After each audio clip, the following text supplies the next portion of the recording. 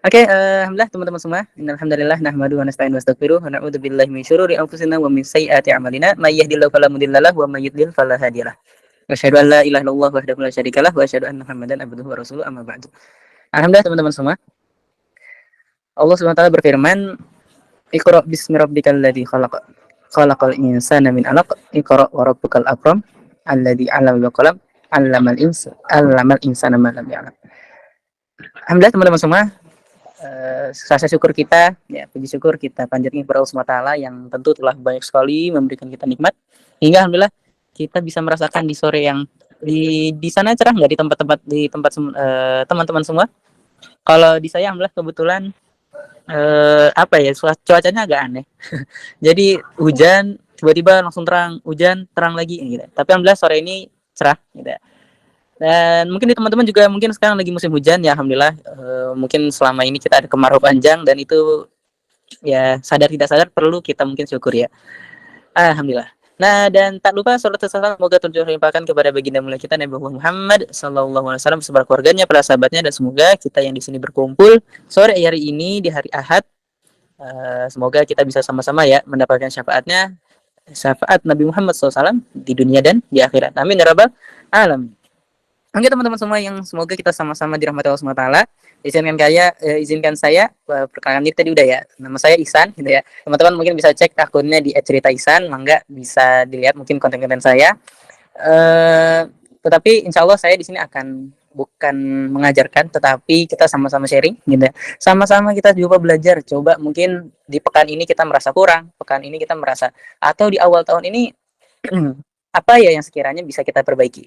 Nah, dan insya Allah karena besok hari Senin, maka kita akan mempersiapkan bagaimana esok hari kita. Nah, oke ya. Sebelumnya saya izin ini ya, apa namanya, men-share screen. Ya, sebentar ya.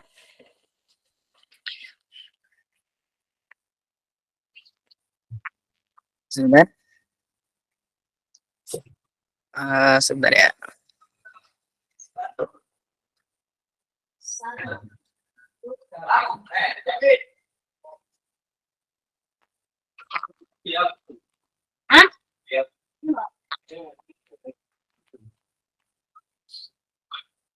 Oke, kita share screen.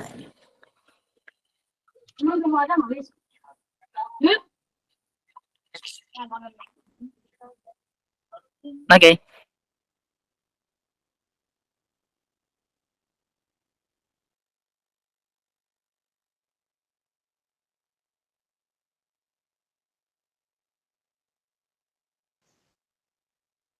Enggak, suaranya enggak.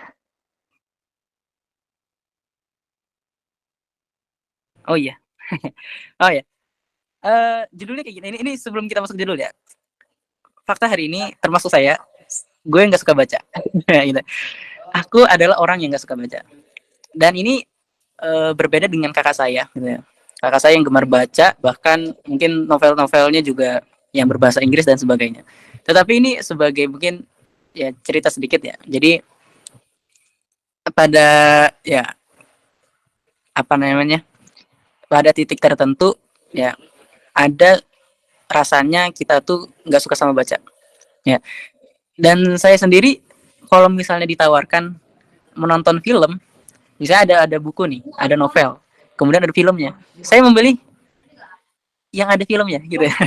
Mungkin teman-teman juga di sini ada yang mungkin kita nggak hobi baca ya, mungkin kita ada yang nggak suka baca, ada yang mungkin baca cuman seperlunya atau buat ujian doang kan gitu ya. Nah, tapi ini fakta hari ini teman-teman semua, di Indonesia sendiri gitu ya, kita mungkin mayoritas itu kurang minat baca gitu. Nah, tapi insya Allah kita akan bahas gitu kan ya, kenapa pentingnya kita mungkin menjadi seorang pembaca ya. Pembaca seperti apa? Nah, insya Allah kita akan bahas. Dan tentu ternyata gue nggak sendirian. Gue adalah salah satu adalah orang-orang yang di antara orang-orang yang nggak suka baca gitu. Ternyata ya ini mungkin datanya sempat cukup viral ya. Jadi UNESCO tuh dia sempat meneliti gitu ya, bagaimana minat baca masyarakat Indonesia itu sangat memprihatinkan. Hanya 0,001%. Yang artinya dari 1.000 orang Indonesia cuman 1 orang gitu ya. Berarti kalau misalnya teman-teman ada teman yang suka baca buku, nah berarti itu orang langka gitu ya. Simpelnya gitu. Nah, tetapi bagaimana sih kita sebagai muslim ya? Ya kan kita muslim nih sekarang hari ini. Menanggapi fenomena ini. Ya. Teman-teman sendiri menjadikan pembacaan itu sebagai hobi atau kewajiban sebagai muslim. Nah, ini kan kita perlu pertanyakan. Nah, maka teman-teman semua ada sebuah kisah ya. Ada sebuah kisah dari Rasulullah SAW gitu ya. Rasulullah SAW itu adalah nabi yang luar biasa, nabi akhir ya kan, nabi akhir, nabi yang paling mulia, ya kan, yang bahkan beliau mungkin meminta apa saja, gitu kan, karena sangat dekatnya derajatnya dengan Allah SWT, gitu kan ya. Seandainya beliau meminta sesuatu, itu pasti dijabah, gitu kan. Ini ada sebuah kisah. Pada saat itu Rasulullah SAW itu masih berada pada fase dakwah yang masih bersembunyi ya, masa sembunyi-sembunyi kan. Dakwahnya ada 3 fase ya kan. Fase di mana Rasulullah SAW itu dakwah secara sembunyi-sembunyi, kemudian dakwah secara terang-terangan, kemudian yang ketiga adalah dakwah lewat kepemimpinan. Nah, ketika di Madinah. Nah, pada tahap awal ini Rasulullah SAW itu uniknya gini. Pada saat itu Rasulullah SAW itu adalah orang yang beliau itu pada masa jahiliyah itu beliau termasuk orang yang hanif, ya kan? Kita ketahui bahwa Rasul SAW itu adalah orang yang hanif, orang yang lurus, orang yang berada di masa jahiliyah, tetapi Rasul tidak pernah melaksanakan judi, tidak pernah berzina, tidak pernah pacaran, gitu ya, dan tidak pernah melakukan hal-hal yang dibiasakan oleh orang-orang jahiliyah pada saat itu. Nah, maka Rasul SAW itu memiliki gelar yang namanya Al-Amin, ya kan? Al-Amin ini adalah gelar yang dia orang yang terpercaya gitu.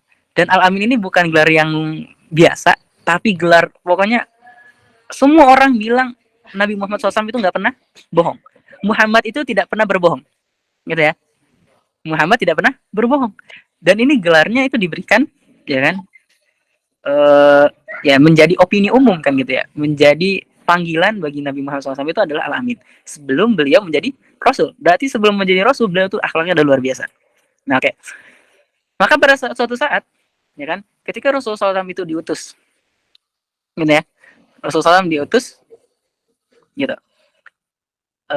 Sebelum diutus, Rasulullah SAW itu merasa resah, ya kan, merasa resah dengan lingkungan beliau, merasa resah dengan merasa lengah, bukan lengah, semua, merasa resah, resah dengan keadaan Arab yang benar-benar jahiliyah. Dan kita tahu, ya, dan perlu kita ketahui jahiliyahnya itu sangat-sangat apa ya, luar biasa.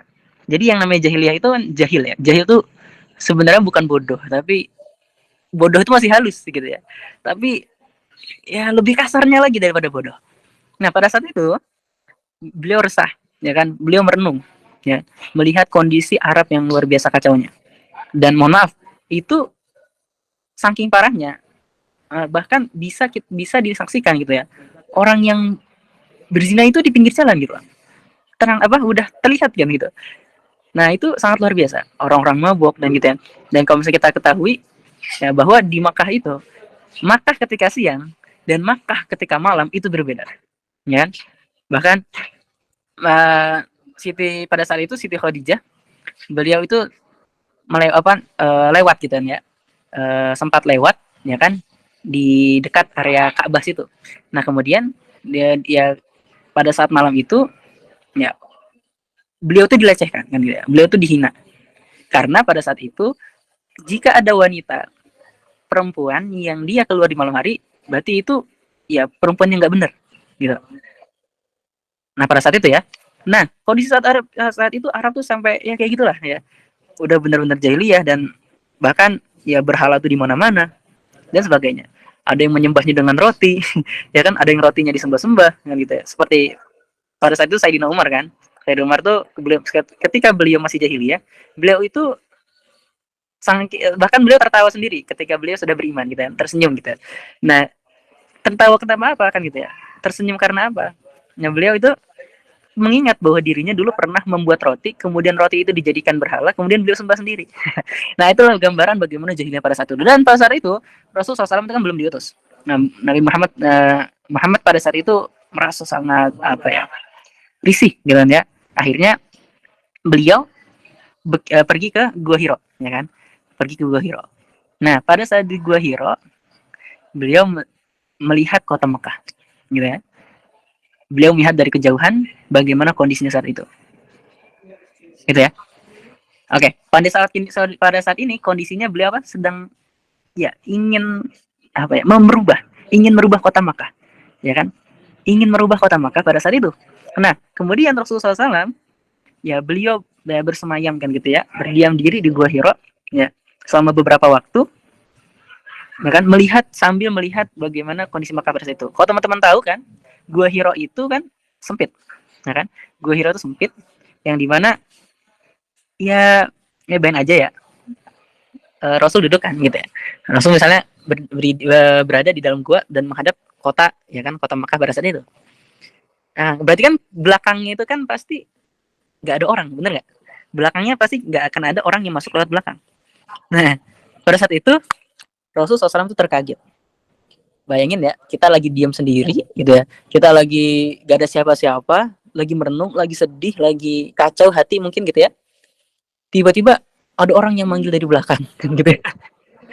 Ya kan? Ada sosok yang tiba-tiba datang dari belakang. Siapa itu? Malaikat Jibril. Kalau misalnya kita jadi Nabi Muhammad SAW, apa yang akan kita lakukan? Aduh, kaget kan gitu ya. Mungkin kita akan berkata kasar dan sebagainya. Dan itu ya sedikit lucu, tapi kita lihat gitu. Nah, kita lanjut. Nah, kemudian pada saat itu Rasulullah SAW itu merasa kaget, setengah mati kan gitu ya. Kaget yang benar-benar kaget, bahkan sampai takut gitu kan ya.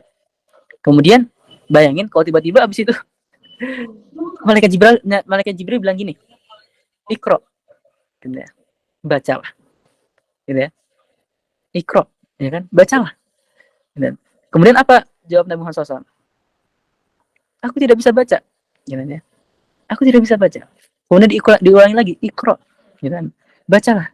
Dan kita ketahui bahwa Rasulullah SAW itu kan, Rasulullah SAW itu memiliki mukjizat, beliau salah satunya adalah ya ummi, gitu ya. Memiliki keutamaan, ya kan? Keutamaan beliau adalah tidak bisa membaca tulis, kan gitu. Nah, itu luar biasa kan. Nah, kemudian saat itu ya beliau sempat apa ya? Ya takut banget gitu ya, takut banget ya, wajar karena manusia. Kemudian sekali lagi kan, Iqra. Nah, yang dimaksud adalah malaikat Jibril itu adalah mengikuti apa yang diucapkan malaikat Jibril. Akhirnya Nabi Muhammad SAW mengikuti apa yang diucapkan malaikat Jibril. Iqra, ya kan? Iqra bismi rabbikal ladzi khalaq. Khalaqal insana min 'alaq. Iqra wa rabbukal akram alladzi 'allama bil qalam. 'Allamal insana ma lam ya'lam. Ya. Iqra, baca. Wah. Oke, sampai sini kita mendapatkan poin bahwa gini. Rasulullah SAW itu pada saat itu merasa gelisah dengan kondisi Arab, ya kan? Kondisi Arab yang sangat kacau, kondisi Arab yang benar-benar parah, dan Nabi Muhammad SAW itu ingin merubah. Tetapi, ya kan, pada saat Rasulullah SAW itu diutus, apa yang diberikan oleh Allah Subhanahu Wa Taala sebagai alat untuk merubah kota Arab, sebagai sesuatu yang bisa merubah kota Arab, itu apa? Al-Quran, betul? Iqra, bacalah. Kenapa? Kalau kita pertanyaan gini, kenapa Nabi Muhammad SAW itu diberikan mujizatnya, kenapa nggak jadi kayak superhero aja, ya kan? Kenapa kayak nggak Spider-Man kan gitu ya? Kenapa nggak jadi Iron Man aja? Yang bagaimana kalau misalnya Rasulullah SAW itu dapat, ya kan, dapat kekuatan kan gitu kan, bisa menghajar Abu Jahal, menghajar siapa lagi? Menghajar Abu Sufyan, ya kan? Semuanya bisa dibunuh kan gitu. Tetapi kenapa ini kayak kita nggak masuk akal gitu ya?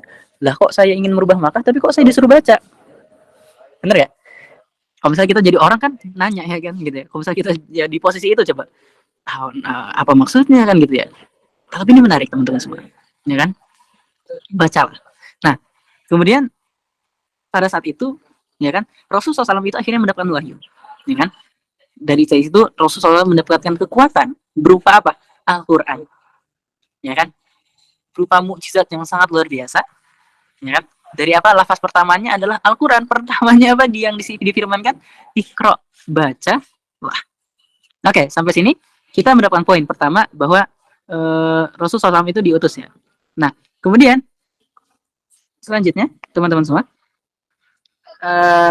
yang kemudian ya kan Rasulullah SAW itu pada suatu saat ya beliau berkata kepada orang-orang Arab, ya, wahai orang-orang Arab, kan gitu ya, ya, wahai orang-orang Arab, jikalau kan gitu ya, Nah, jikalau ya kan, aku mengatakan bahwa di balik gunung itu, ya kan, di balik suatu bukit itu ada di balik sebuah bukit itu ada ya kan pasukan yang akan menyerang kita. Apakah kalian akan percaya? Ya kan gitu ya. Apa jawab para orang-orang Arab pada saat itu? Ya, kami akan percaya. Gitu kan ya. Ya, pada saat itu bahkan sesuatu yang mustahil pun ketika diomongkan atau dibicarakan atau keluar dari lisan Nabi Muhammad SAW, itu apa responnya? Ya, percaya. Itu respon orang-orang Arab. Gitu ya. Kemudian gitu ya. Baru ketika Rasul bilang gini, wahai kan gitu ya, orang-orang Arab kan gitu ya. Orang Arab percakapannya seperti ini. Jika ya kan, mengapa engkau apa namanya? Saya kan gitu ya, bahwa aku adalah ya kan, atau misalnya ketika beliau menyeru kan gitu ya, menyeru untuk apa? Menyembah kepada Allah Subhanahu wa taala. Apa respon mereka? Mereka langsung menghina, mereka langsung mencaci, mereka langsung mendusta-dustakan setiap apa yang dibicarakan tentang Islam. Ketika beliau menjadi rasul. Sebelumnya beliau adalah orang yang paling percaya, kemudian ketika tadi, ya kan? Mukjizat yang tadi itu, ya kan? Apa responnya? Luar biasa. Penentangan di mana-mana kan gitu ya, bahkan sampai sempat ingin dibunuh dan sebagainya gitu ya. Dan itu luar biasanya teman-teman semua. Nah, gitu ya. Nah, sampai sini kita paham ya bahwa ini ada sebuah kisah bagaimana ada kekuatan super gitu ya. Ada sesuatu yang Allah inginkan dari lafaz Iqra gitu. Nah, maka ini adalah the secret power-nya gitu ya. Inilah the secret power yang diberikan Allah Subhanahu wa taala kepada Muhammad SAW. Ya kan? Bagaimana merubah dunia yang dari jahiliyah kepada cahaya ya kan gitu kan. Dari yang jahil yang gelap hingga cahaya yang terang benderang itu dengan apa? Membaca. Dengan baca. Berarti suap baca ini adalah the power ya kan yang diberikan Allah Subhanahu wa taala, yang itu menjadi rahasia kekuatan Islam hingga saat ini adalah bagaimana kualitas bacaannya.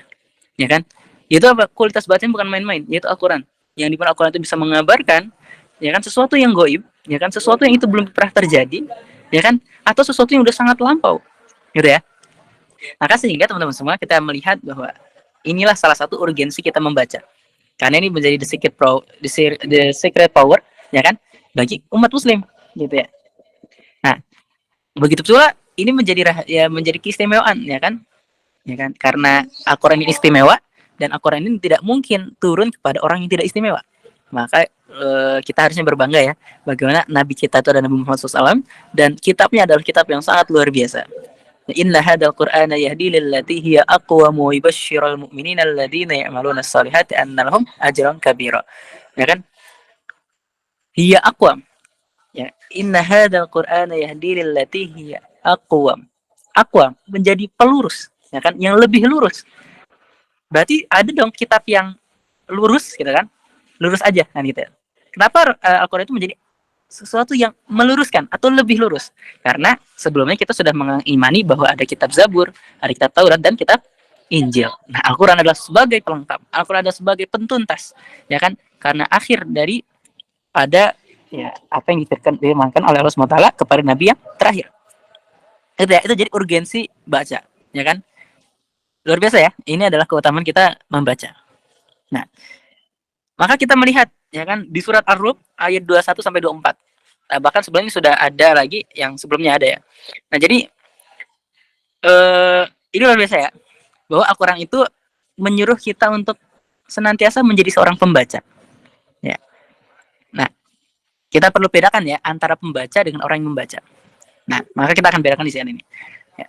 Wa min ayatihi ya kan a'udzubillahi minasyaitonir rajim bismillahirrahmanirrahim wa min ayatihi an khalaqalakum min anfusikum azwajan litaskunu ilaiha wa ja'ala bainakum mawaddatan wa rahmah inna fi dzalika laayatin liqaumin yatafakkarun. Kemudian selanjutnya wa min ayatihi khalaqus samawati wal ardi wa ikhtilafu alsinatikum wa alwanikum inna fi dzalika laayatin lil alimin. Lanjut lagi. Wa min ayatihi manamukum bil laili wan nahari wa btighu'ukum min fadlih inna fi dzalika laayatil liqaumin yasma'un. Wa min ayatihi yurikumul barqa khawfan wa tama'an wa yunazzilu minas samaa'i maa'a fayuhyi bihil arda ba'da matiha inna fi dzalika laayatil liqaumi yaqilun. Kita melihat di sini ayat ini yang di sini saya garis bawahi ya, bahwa ternyata Al-Qur'an itu hanya untuk orang-orang yang dia menjadi seorang pembaca, menjadi orang yang dia berpikir. Ya kan? Coba kita lihat di ayat pertama dan lihatlah kan kita wa min ayatihi, dan ayat-ayat Allah, tanda-tanda kekuasaan Allah, an khalaqalakum min anfusikum, ya kan, bahwa Allah menciptakan ya kan dari diri kalian azwajan litaskunu ilaiha, ya kan, pasang-pasangan, ya kan. Kemudian apa di akhirnya? Ya inna fi dzalika laayatil liqaumi yatafakkarun. Dan ini menjadi ayat-ayat hanya bagi orang-orang yang dia berpikir. Gitu ya. Jadi Al-Qur'an itu nyuruh apa? Kita mikir. Oke, menjadi pembaca. Yaitu apa? Membaca segala sesuatu. Bukannya dia membaca tulisan, tetapi membaca ayat-ayat setiap apa maksud Allah. Gitu ya. Kemudian yang kedua, wa min ayatihi khalaqus samawati wal ardi wa ikhtilafu alsinatikum wa alwanikum. Dan Allah yang menjadikan ya kan ya. Dan dari bagaimana dari ayat-ayatnya kan, penciptaan langit dan bumi. Wa ikhtilafu alsinatikum wa alwanikum. Dan itu luar biasa. Bagaimana manusia kita kan, kita sebagai manusia kalau kita melihat kan manusia itu kok bisa ya berbeda warnanya kan gitu ya. Kok bisa ada yang hitam, kok ada yang bisa yang putih, ada yang merah ke putih-putihan, ya kan? Ada yang putih ke kuning-kuningan, ya kan? Kok bagaimana kita melihat ada banyak bahasa di dunia? Itu menjadi tanda-tanda kekuasaan Allah, ya kan? Ya, inna fi dzalika laayatil lil alimin. Dan itu apa? Setiap ayat Allah itu ternyata cuma untuk siapa? Ayatil lil alimin, bagi orang-orang yang mengetahui saja. Gitu. Kemudian selanjutnya, amin ayatihi manamukum bil laili wan nahari wa batiqaukum min fadli. Inna fi dzalika laayatil liqaumin yasmaun. Dan Allah pun menjadikan malam kita untuk istirahat, siang kita untuk bekerja, ya kan? Itu berganti setiap hari. Dan itu semuanya hanya bisa menjadi ayat-ayat tanda-tanda kekuasaan Allah yang bisa dibaca oleh orang-orang yang membaca setiap ayat-ayat Allah, gitu ya. Di qaumi yasmaun, bagi orang-orang yang mendengar, gitu ya. Dan terakhir, wa min ayatihi yurikumul barqa khaufan wa tama'an wa yunazzilu minas sama'i ma'a fayuhyibil arda ba'da matiha. Ya kan? Inna fi dzalika laayatil liqaumin ya'qilun. Dan banyak sekali ayat-ayat Allah Subhanahu wa taala yang menjelaskan tentang bagaimana luar biasa ayat-ayat Allah, ya kan? Apa aja itu yang bisa kita tadaburi, gitu ya. Dan dari sini kita bisa memahami bahwa menjadi seorang pembaca itu bukan menjadi orang yang dia bukan hanya suka buku, tetapi dia yang bisa membaca segala sesuatu. Gitu ya. Apa maksud Allah Subhanahu wa taala ketika kita melihat sebuah pohon? Apa maksud Allah Subhanahu wa taala ketika kita melihat gunung dan sebagainya? Maka beda bagaimana sebagai orang pembaca dan orang yang hanya membaca buku. Gitu ya.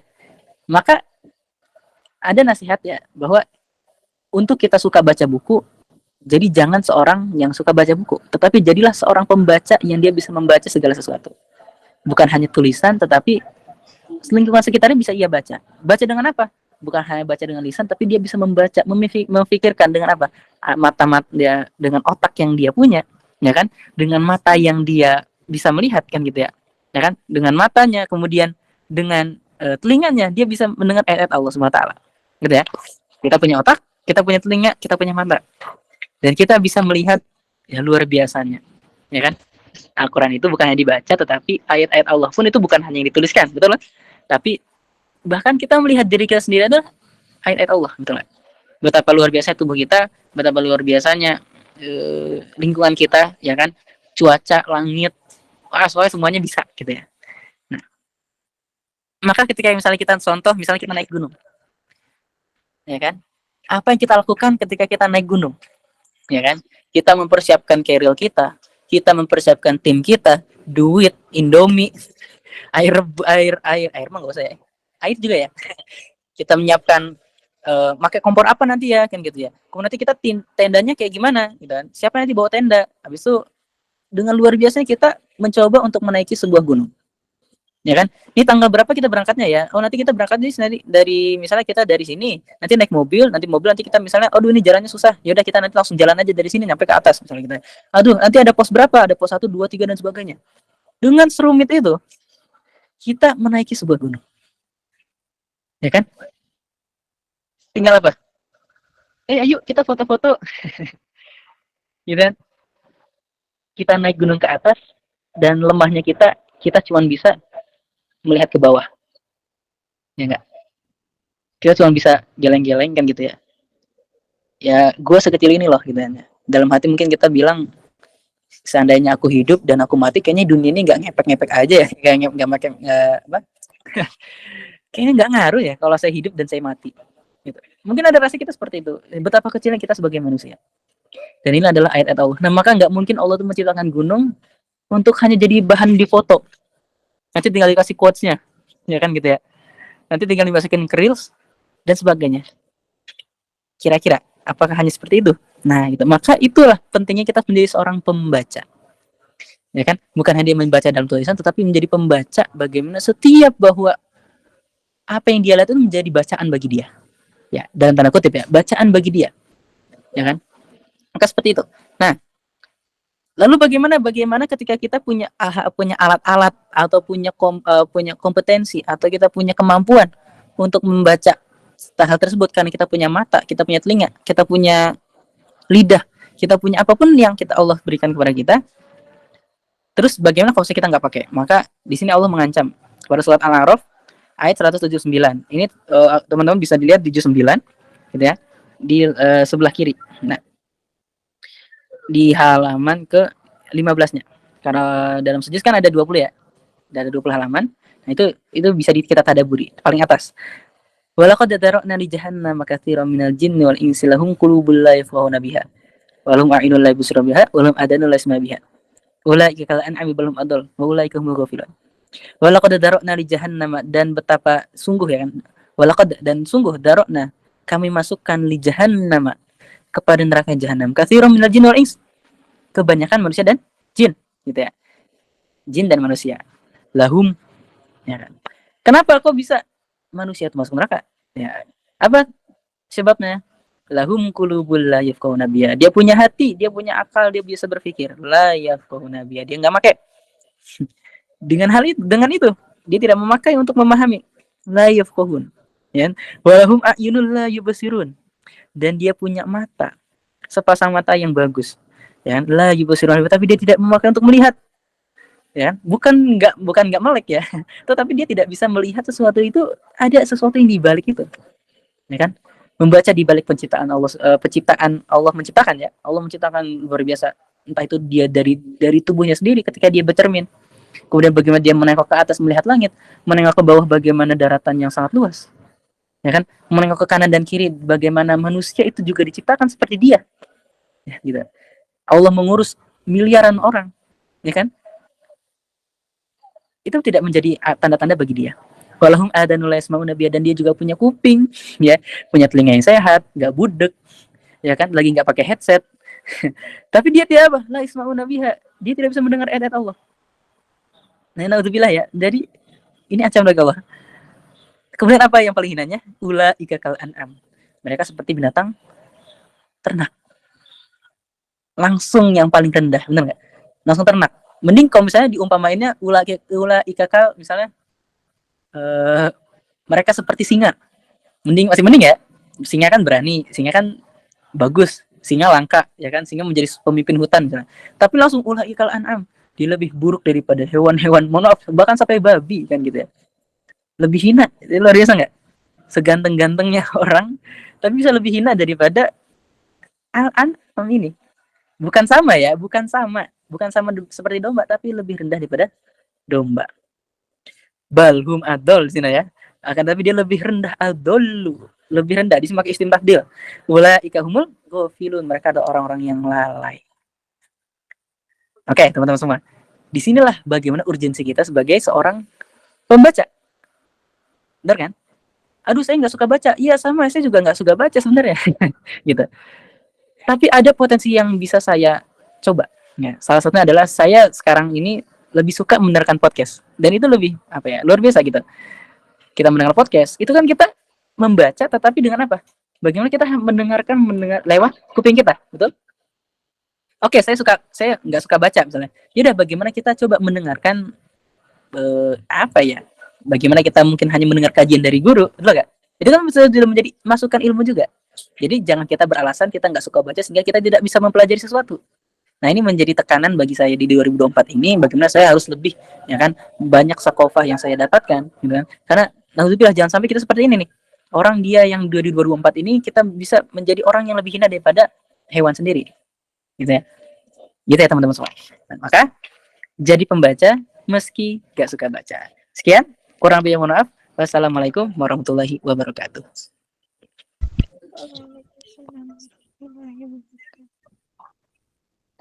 Masya Allah, tabarakallah. Jazakallahu khairan kasiran Ustadz Ihsan karena telah memberikan ilmunya yang luar biasa untuk kita semua. Semoga ilmunya dapat bermanfaat bagi orang lain. Semoga selalu dalam kebahagiaan, keamanan, dan keberkahan Allah Subhanahu wa Ta'ala. Acara selanjutnya yaitu sesi tanya jawab. Saya ambil 7 pertanyaan tercepat dengan ketentuan sebagai berikut. 1. Sebelum bertanya silahkan untuk mengucapkan salam dan perkenalkan diri. Yang kedua, pertanyaan sesuai dengan tema yang diberikan.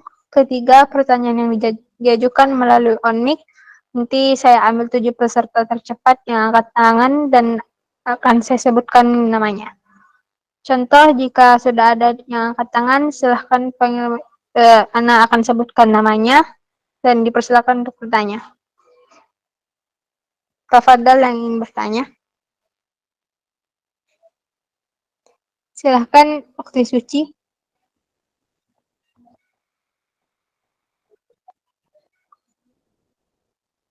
Silahkan, waktu suci ingin bertanya.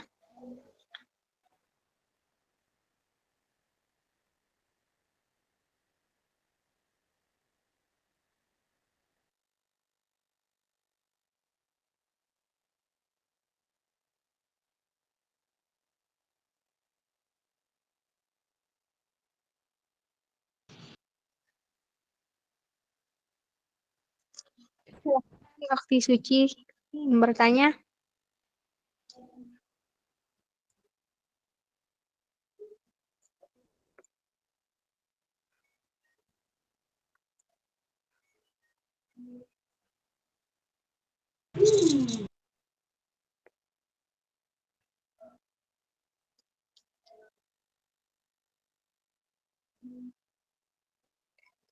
Mungkin waktu suci lagi ada masalah ya.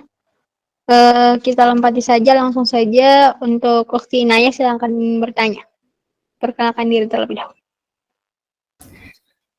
Terima kasih banyak. Bismillah, Assalamualaikum warahmatullahi wabarakatuh. Perkenalkan nama saya Inayah. Afwan, Ana izin bertanya. Lebih tepatnya ingin meminta tips-tipsnya agar ketika kita sedang membaca buku atau membaca Quran itu, bagaimana caranya agar tidak mudah bosan gitu. Apalagi ketika lagi fokus banget buat ngebaca, ada aja rasa ngantuk atau enggak pengen cepat selesai gitu aja. Assalamualaikum warahmatullahi wabarakatuh. Ya, waalaikumsalam warahmatullahi wabarakatuh. Waalaikumsalam, iya benar. Waalaikumsalam warahmatullahi wabarakatuh. Gini ya, Bismillahirrahmanirrahim. Ini mungkin bisa kita coba ya. Dan salah satu sifat saya itu gampang bosan. Gampang bosan. Nah, jadi mungkin bagaimana ya caranya mungkin kita bisa mendapatkan ilmu meskipun ya dengan sifat bosan ini kita tetap dapat ilmu gitu. Nah, salah satunya adalah kita menerapkan sistem ini. Ini ada namanya, dia itu ini dosis minimum efektif. Ada dosis minimum efektif. Jadi bagaimana kita mendapatkan ilmu tetapi kita bisa memaksimalkan dengan potensi yang kita punya. Ya. Sehingga kita tidak menjadikan itu sebuah yang mustahil. Tetapi dengan apa kita coba ya kan, dengan mungkin kekurangan kita tetapi kita masih bisa meraihnya dengan dosis minimum yang bisa kita bisa. Tapi efektif. Nah, maka saya coba terapkan bagaimana kita mendapatkan ilmu itu nggak perlu banyak dalam sehari, ya kan? Karena itu akan membuat kita lelah, gitu ya, membuat kita capek, bosen, ya kan? Maka coba kita tuntaskan satu hal, gitu ya. Sehingga dengan satu hal ini kita bisa lebih mudah untuk memahami sesuatu. Contoh, misalnya kita dalam sehari misalnya cuma nonton, misalnya kita ingin nonton podcast kan gitu ya. Lagi males baca, yaudah kita coba nonton podcast. Udah satu video aja gitu ya. Misalnya tuh 15 menit atau 20 menit, udah cukup. Gitu ya. Udah itu sehari itu menjadi sakofah kita buat satu itu. Atau mungkin sama kita membaca Al-Qur'an.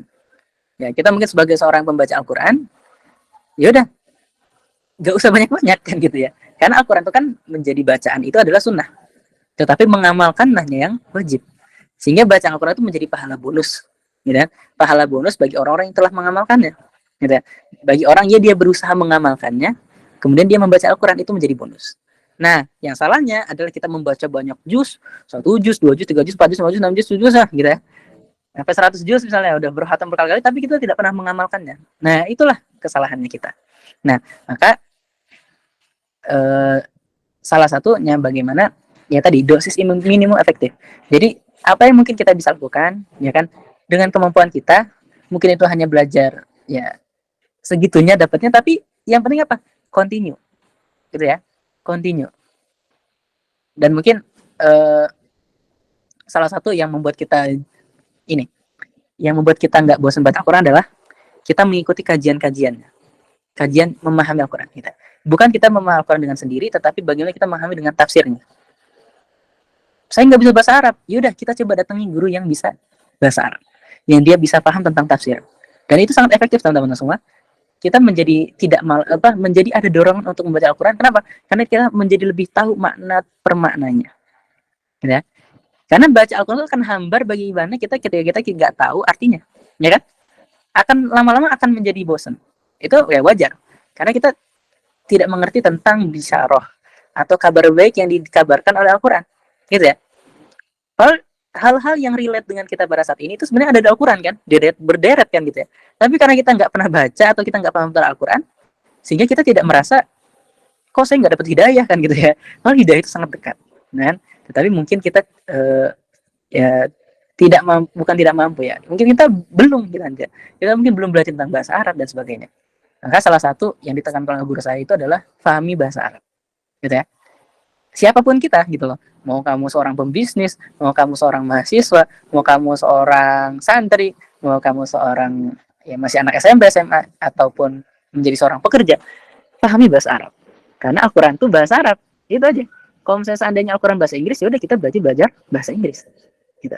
Sehingga apa? Ya, kita bisa lebih memahami ya kan apa di makna Al-Fatihah, apa makna setiap surat. Itu kan itu menjadi cita-cita kita ya kan. Sehingga kita bisa lebih paham, sehingga kita bisa lebih merasa nikmat ketika membaca Al-Quran gitu ya. Jadi dosis minimum efektif apa yang mungkin teman-teman bisa lakukan dan tidak perlu dipaksakan, karena sedikit demi sedikit ketika optimal teman-teman insya Allah akan merasa gatel ketika aduh kok saya segini terus ya. Nah insya Allah akan ada rasa seperti itu gitu ya. Mungkin kurang lebih seperti itu, semoga bermanfaat. Wallahu a'lam ya. Syukran Ustaz. Nah, selanjutnya untuk Ukhti Aliyah, silahkan bertanya. Assalamualaikum warahmatullahi wabarakatuh. Nama saya Alia. Afwan izin bertanya. Menurut Ustadz, apakah efektif jika kita mengenal kisah-kisah Nabi itu melalui media yaitu VR dibandingkan kita membaca kisah-kisah Nabi melalui buku? Sekian, terima kasih Ustaz. Ya, bismillahirrahmanirrahim. Ya, sekarang ada ya. Jadi luar biasa ya, zaman itu kita belajar sesuatu bisa dengan teknologi, benar nggak? Kita bisa belajar sesuatu bahkan jangankan VR. Ya, kita melihat kajian di HP itu aja sudah sesuatu yang itu teknologi, ya kan?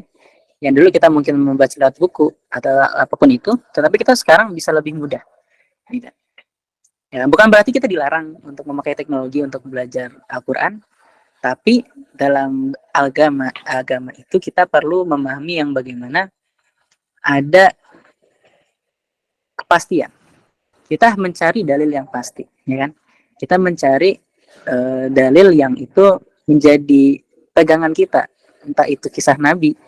Kisah Nabi pun itu bisa menjadi, ya kan ada yang namanya hadis, ya kan, hadis-hadis Nabi, bagaimana kita mempelajari perilaku Nabi, bagaimana kita belajar tentang bagaimana perilaku para sahabat, itu kan termasuk bagaimana kita harus memahami dalil-dalil yang dia benar, ya kan, sahih gitu. Bahkan untuk menjadi akidah pun itu menjadi harus hadis yang mutawatir. Nah, maka tetap perlu teman-teman semua kita membaca, ya. Ya VR itu adalah sih sebagai untuk saat ini kan kita mungkin melihat yaitu sebagai ya gambaran lebih kita, ya, bagaimana kita lebih mungkin untuk anak-anak itu bisa untuk menggambarkan bagaimana suasana kota Arab kan gitu ya. Itu kan ilustrasi saja. Nah, tetapi ya bagaimana untuk dalam yang tentu yang pasti itu juga kan bagaimana kita memahami lewat buku-buku yang itu memang sudah kepastian dalilnya kan gitu ya. Sehingga kita memahaminya pun lebih pasti, ya kan, kita belajar lebih pasti. Dan juga termasuk salah satunya adalah kita butuh guru, ya kan gitu. Bukan hanya ya ini khusus untuk agama ya, jadi agama itu bahkan bukan hanya khusus agama, setiap ilmu itu akan lebih mudah ketika kita belajar dengan guru gitu ya. Jadi, coba kita datangi dengan kajian-kajian itu luar biasa, karena sebentar lagi Ramadan ya, itu mungkin sebagai teman-teman mungkin meningkatkan kualitas kita, ya kan, meningkatkan ya, ilmu-ilmu kita. Nah itu ya, jadi kalau misalnya dibilang lebih efektif mana, menurut saya masih bagaimana kita memegang ya dalil-dalil yang ada dalam tulisan-tulisan para ulama itu sih gitu ya. Nah kalau misalnya VR atau teknologi itu menjadi ya wasilah saja untuk kita lebih memahami lagi itu ya, sebagai tambahan mungkin segitu ya. Nah, selanjutnya untuk Ukti Nandita, silakan bertanya. Assalamualaikum warahmatullahi wabarakatuh. Afwan izin bertanya, anak kan suka banget baca buku, alhamdulillahnya teh bukunya udah ada. Tapi pengen baca semuanya. Tapi kan kalau baca buku agama kan gak mungkin secepat novel. Nah, gimana tipsnya supaya kita teh bisa baca semuanya, tapi satu persatu, tapi paham juga gitu. Terima kasih. Ya, bismillahirrahmanirrahim. Ya. Gini, ada perbedaan bagus ya antara ini menjadi contoh aja mungkin. Bedanya Al-Quran dengan novel. Novel itu kita bisa membacanya mungkin cepat ya kan. Gitu. Kalau saya sendiri sih saya kurang selera baca novel. Tapi mungkin teman-teman juga banyak, teman-teman saya juga banyak yang suka baca novel gitu. Tapi di sisi lain, bagaimana kita melihat Al-Quran itu dengan berbedanya dengan novel. Novel itu kan kita baca, kita tahu ceritanya ya kan. Ya udah kayak gini gitu. Kalau bisa dibalik lagi mungkin ada yang bosen, ada yang itu pengen baca lagi. Tetapi luar biasa ternyata Al-Quran kalau misalnya kita baca ulang itu tetap dapat ilmu sesuatu, ya kan? Sesuatu ilmu baru. Mau kita baca beribu-ribu kali tetap aja yang baru ada. Itu luar biasa Al-Quran. Nah, maka salah satu ya kan bagaimana ketika kita memahami agama itu yang tadi. Jadi senantiasa setiap hari itu ada tambahan gitu ya, setiap pekan, setiap bulan itu kita mendapatkan satu hal baru. Mulai dari mana? Yaitu kalau dalam ta'lim kan kita diajarkan bahwa menuntut ilmu tentang agama itu dimulai dari mana? Ilmu hal. Apa itu ilmu hal? Ilmu yang kita laksanakan di hari ini, ilmu yang kita jalankan di hari ini gitu ya. Ilmu yang itu senantiasa menjadi aktivitas kita sehari-hari. Contoh, teman-teman misalnya menjadi seorang pedagang. Nah, maka ilmu yang pertama kali teman-teman atau yang prioritas bagi teman-teman itu adalah kita harus belajar tentang muamalah, berdagang sesuai dengan Islam, kan gitu. Kemudian yang kedua, misalnya kita sholat setiap hari, kan gitu ya. Kalau sholat setiap hari, maka itu menjadi ilmu hal bagi kita, ya kan. Keadaan kita pada saat ini, kita sholat setiap hari, maka kita harus mengetahui ilmu tentang sholat, gitu. Nah, maka ya menuntut ilmu kan jadi sedikit demi sedikit ya. Yang mapai lah kalau bahasa Sundanya ya. Nah jadi kayak gitu sedikit-sedikit kan gitu ya, nggak apa-apa, nggak mesti kita langsung kayak novel, kita langsung namatin tafsir lain, itu kan berat banget gitu ya, tapi sedikit-sedikit gitu kan. Pertama bahasa Al-Quran itu mungkin berat bagi kita ya kan, maka ya kita perlu yang namanya pembimbing, guru, itu sangat perlu teman-teman, itu hal yang perlu kita pegang bahwa kita butuh yang namanya seorang guru gitu ya, untuk agama gitu, itu yang paling penting. Nah jadi gitu ya, sedikit demi sedikit tuh nggak apa-apa, termasuk saya pun itu sedikit demi sedikit gitu ya. sedikit gitu kan, kajian misalnya kitab fikih kan gitu ya, cuman misal satu bab, besoknya satu bab lagi kan gitu ya, apa minggu depannya satu bab, terus satu bab lagi, tapi alhamdulillah nambah terus gitu ya. Sehingga kan kita menuntut ilmu bukan tentang waktu ya kan, tetapi bagaimana tentang sampai kapan kita menuntut ilmu, betul ya. Kalau misalnya kita belajar fikih sampai mati ya no problem gitu ya. Tapi yang penting adalah kita setiap harinya semoga kita termasuk orang-orang yang itu senantiasa melangkah itu dalam aturan Islam kan gitu ya, melangkah entah itu kita berbuat sesuatu itu karena Islam kan gitu ya, apapun itu, karena al aslu fil af'al at-taqayyadu bi ahkamis syar'i, bahwa hukum asal segala sesuatu perbuatan itu adalah terikat dengan hukum syara. Itu aja sih mungkin kurang lebih seperti itu Kak. Jadi kita membaca novel itu ya mungkin karena itu ya, mungkin karena kita suka kan gitu ya, mungkin kita merasa agak berat dengan agama, nggak apa-apa, yang penting sedikit sedikit, penting nambah gitu ya, yang penting nambah aja dulu gitu. Entah itu dari membaca ataupun kita mendengarkan kajian dari guru kita ya, entah itu berupa talaki ataupun ya dalam kelas sekolah dan sebagainya. Ya, insya Allah semoga bermanfaat ya. Wallah. Nah, selanjutnya untuk Ukhti Resta silahkan bertanya. Baik, Assalamualaikum warahmatullahi wabarakatuh. Apa nih Kak, Ana mau bertanya, jika kita lagi membaca nih, pengen belajar itu membaca Al-Quran, terus tajwidnya itu tidak tahu gitu tajwidnya panjang-panjangnya, terus kita gimana ya? Ketika kita baca Al-Quran, nggak tahu tajwidnya gitu, terus ada yang meluruskan, tapi kita sampai nangis gitu ya, hukumnya gimana gitu. Makasih Kak. Nah, bismillahirrahmanirrahim. Salah satu kewajiban kita itu adalah membaca Al-Quran dengan hukum tajwid ya. Itu menjadi wajib karena itu adalah bentuk apa ya, bagaimana kita memenuhi hak-hak huruf-huruf dalam Al-Quran gitu ya. Tetapi ya perlu kita ketahui bahwa tidak semua orang mungkin fasih dalam membaca Al-Quran. Tetapi yang perlu kita tekankan itu bukan kesempurnaan dari membacanya, tetapi sebisa apa kita menyempurnakan bacaan kita.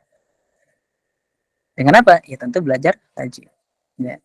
Jadi belajar tajwid itu hukumnya, orang yang paham tajwid itu hukumnya fardu kifayah.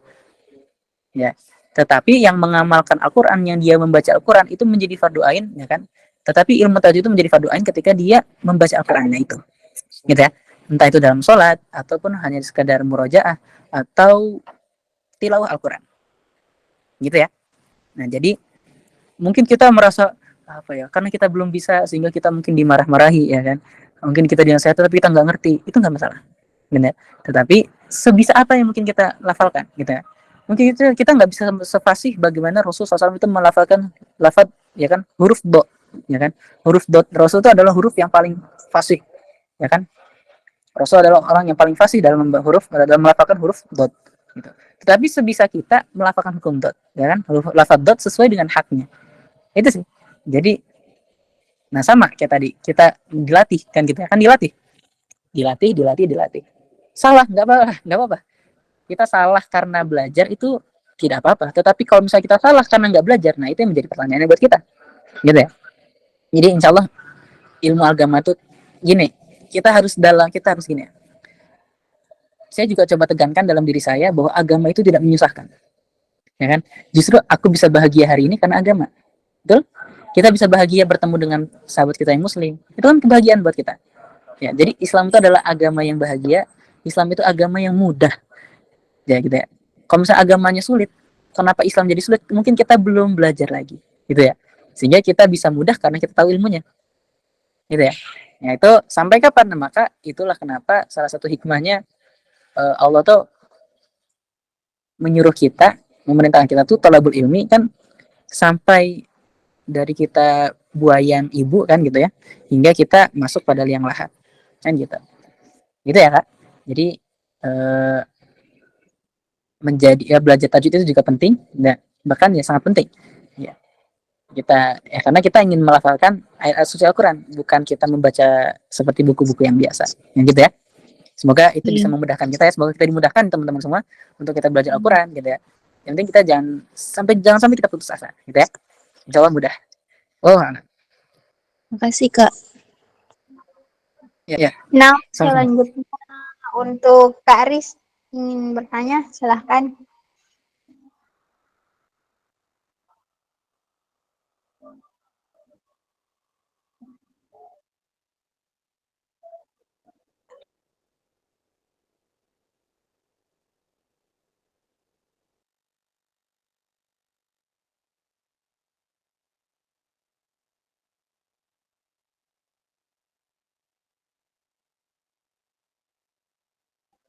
Silahkan untuk Kak Aris, silahkan bertanya.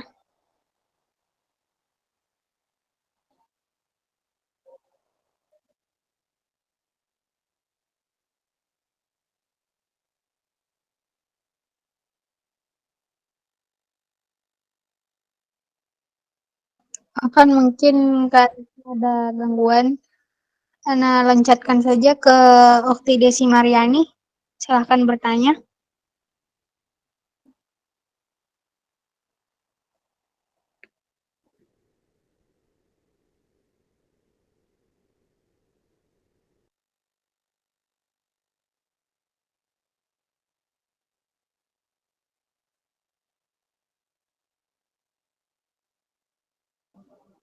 Ukti Desi, silahkan bertanya.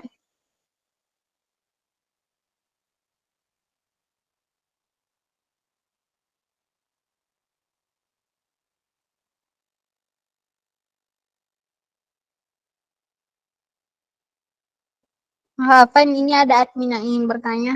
Silahkan. Baik, apakah suara anak kedengaran? Soalnya hujan. Insya Allah kedengaran deh. Baik, bismillahirrahmanirrahim. Assalamualaikum warahmatullahi wabarakatuh.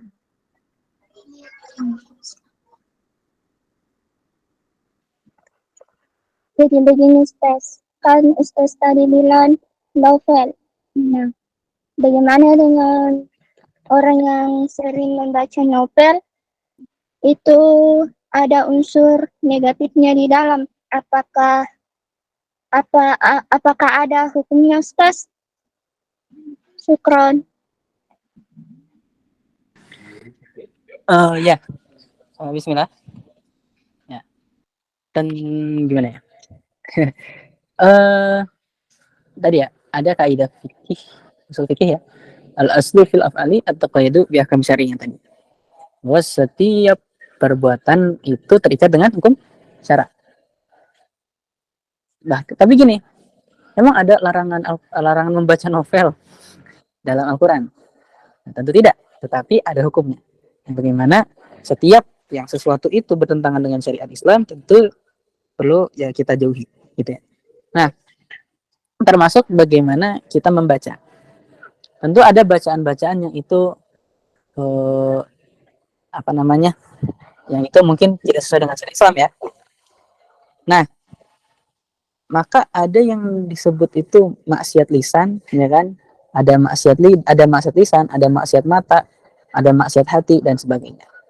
Nah, maka kita juga dilarang untuk membaca, ya kan, yang itu bisa meningkatkan hawa nafsu kita, ya kan? Nah, dan untuk apa? Jadi memenuhinya tidak sesuai dengan yang bagaimana syariat Islam ajarkan kan gitu. Jadi gitu. Tentu ketika itu menimbulkan madorot itu menjadi tidak boleh, betul? Ya. Jadi menjadi menimbulkan bahaya bagi diri kita, ya kan? Bahkan bukan hanya itu. Kita memakan sesuatu yang halal pun itu bisa menjadi haram ketika itu membuat madorot seperti kita kepada kita. Contoh, misalnya kita berpenyakit gula, kemudian kita makan gula terus, kan gula itu halal aslinya, tetapi kondisi pada saat itu tubuh kita tidak bisa menerima gula. Nah, maka itu menjadi haram. Nah, seperti itu. Nah, tentu apalagi misalnya bacaan-bacaan yang itu tidak sesuai dengan Islam. Nah, itu juga menjadi ya pelajaran buat kita bahwa itu menjadi ya sesuatu ya, bahkan bukan hanya dalam bacaan, bahkan di sosial media kita kan sangat sering melihat ya sesuatu yang itu mungkin kita sebagai muslim juga merasa risih, kita sebagai muslim juga mungkin merasa kita terganggu iman kita kan gitu. Nah, maka coba kita ya mungkin setidaknya kita jauhi gitu ya, kita kurangin gitu ya. Karena kita juga tidak bisa lepas gitu ya sebagai anak muda kan. Bahkan kita nggak sengaja melihat itu kan sering, kan? Nggak sengaja melihat yang sesuatu yang itu buruk dan sebagainya. Itu ya kak. Karena ya pasti setiap langkah kita itu pasti ada hukumnya, gitu ya. Pasti ada hukumnya. Maka ketika kita tidak tahu, tentu kita harus bertanya. Ya, fas'alu ahla dzikri in kuntum la ta'lamun. Maka bertanyalah kita kepada seseorang kita yang mengetahui jika kita tidak mengetahui sesuatu. Gitu ya kak. Semoga bisa terjawab ya. Wallahu a'lam. Nah, selanjutnya Ukhti Desi ingin bertanya. Tafadhal.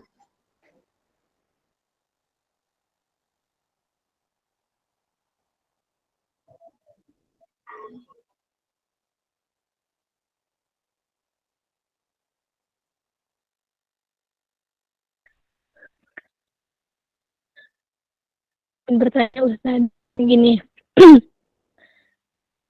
Kita semisalnya membaca, terus bacaannya itu kan kayak ada terus kita kayak gak sadar gitu baca yang madaratnya. Apakah itu kita kan kita itu gak sadar mananya gitu, kebaca semua gitu Ustaz.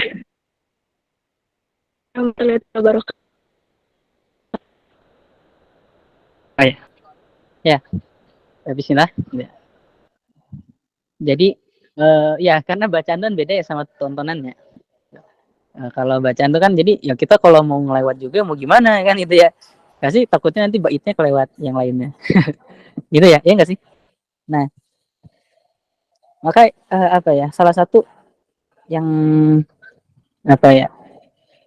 Kita jadi bahaya itu ketika kita apa ya? Kayak jadi menjadikan sesuatu yang dosa itu kita terasa menjadi tidak dosa. Ya kan?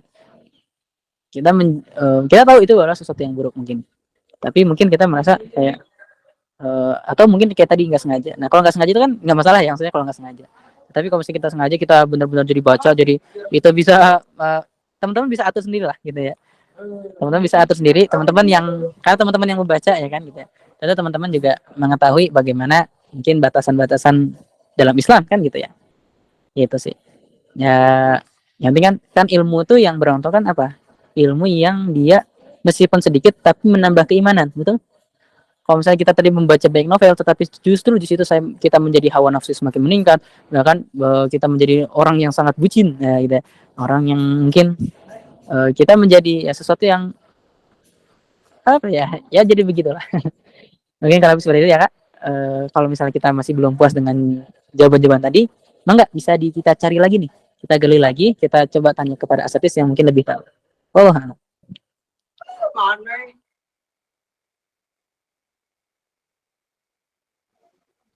Nah, selanjutnya untuk acara sesi penutupan, tidak terasa waktu telah menunjukkan pukul 18:18 ya. Ini di daerah Wita. Berarti tuntas sudah kebersamaan kita dalam kajian ini. Semoga apa yang disampaikan Ustadz Ihsan menjadi ladang pahala untuk beliau khususnya dan umumnya untuk kita semua. Untuk menutup kebersamaan kita kali ini, marilah kita akhiri kajian ini dengan doa yang dipimpin oleh Ustadz Ihsan. Tafadhol Ustadz. Ya, alhamdulillah ya teman-teman semua, kita udah di ujung acara. Mungkin sedikit pesan dari saya untuk kita semua dan untuk saya sendiri, ya, menjadi pembaca, ya, menjadi pembaca di mana saja, gitu ya. Kita menjadi pembaca terhadap segala sesuatu, bukan hanya tulisan, tetapi lingkungan sekitar kita juga semoga kita bisa baca bahwa di situ terdapat ayat-ayat Allah SWT. Oke, terima kasih buat para asatidz dan juga para admin yang telah mengundang saya. Mari kita sebelum kita ya berpisah ya, kita doa dulu bersama-sama. Allahumma salli ala wa syafi'ina wa karimina wa Muhammad wa sallim wa radiyallahu tabaraka wa ta'ala an kulli sahabati rasulillah jami'in amin ya rabbal alamin. Alhamdulillah alamin hamdan lillahi hamdan syakirin hamdan yuafina wa yukafi mazidah. Ya rabbana lakal hamdu wa syukur kama yanbaghi li jalali wajhikal karim wa sultani. Allahumma salli ala sayyidina Muhammad wa ala ali sayyidina Muhammad. Allahumma ighfir lana wa li walidayna warhamhum kama rabbayana shighara. Rabbana ighfir lana wa li ikhwanina alladhina sabaquna bil iman wa la taj'al fi qulubina ghillan lil ladzina amanu rabbana innaka ra'ufur rahim. Allahumma ansur man nasara ad-din wa khzul man khadala al-mu'minin wa'li kalimatika ila yaumiddin. Allahumma izzal islam wal muslimin wa ahlikil kafarata wal musyrikin wa dammir a'da'aka a'da'ana wa a'da'ad-din. Allahumma ansur ikhwanana wal mujahidin fi Palestin wa fi Suriah wa fi Rohingya wa fi kulli makan wa fi kulli biladil muslimin. Allahumma inna nas'aluka dawlatan khilafatan rasyidah ala minhajin nubuwah allati tu'izzu bihal islam wa ahlah wa tudhillu bihal kufra wa ahlah. Allahumma inna ala dzikrika wa syukrika wa ibadatik. Rabbana zalamna anfusana wa illam taghfir lana wa tarhamna lanakunanna minal khasirin. Rabbana atina fid dunya hasanah wa fil akhirati hasanah wa qina adzabannar. Subhana rabbika rabbil izzati amma yasifun wa salamun alal mursalin walhamdulillahi rabbil alamin. Wassalamualaikum warahmatullahi wabarakatuh.